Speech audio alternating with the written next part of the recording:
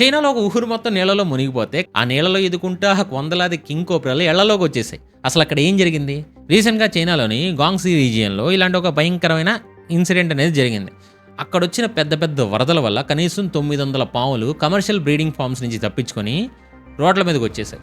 ఇందులో most deadly అయిన వీనమస్ cobras కూడా ఉన్నాయి. యాక్చువల్గా ఈ గాంగ్సీ అనే ఏరియా చైనాలో biggest commercial snake farming centre. ఇక్కడ traditional medicine, leather products and meat కోసం దాదాపు 30 మిలియన్ రెప్టైల్స్ని ఫామ్లో పెంచుతూ ఉంటారు. అయితే ఇక్కడ రీసెంట్గా వచ్చిన పెద్ద పెద్ద తుఫాన్ల వల్ల రిజర్వాయర్స్ బద్దలై ఊర్లన్నీ మునిగిపోయాయి. దాంతో ఈ ఫామ్స్లో ఉన్న పాములన్నీ బయటపడి వరద నీటిలో ఈదడం స్టార్ట్ చేశాయి. అండ్ సోషల్ మీడియాలో వైరల్ అవుతున్న వీడియోస్లో అయితే జనాలు మోకాళ్ళతో నీళ్ళలో పాములు పట్టుకోవడానికి ప్రాణాలు తగ్గించి ట్రై చేయడం కూడా కనిపిస్తుంది. అండ్ ఈ ఎన్విరాన్మెంట్లో ఒక ట్రాజిక్ ఇన్సిడెంట్ కూడా జరిగింది. ఒక అమ్మాయిని పాము గరిచినప్పుడు వరదలు అండ్ రోడ్ బ్లాక్స్ వల్ల ఆమె హాస్పిటల్కి తీసుకెళ్ళడం లేట్ అయింది.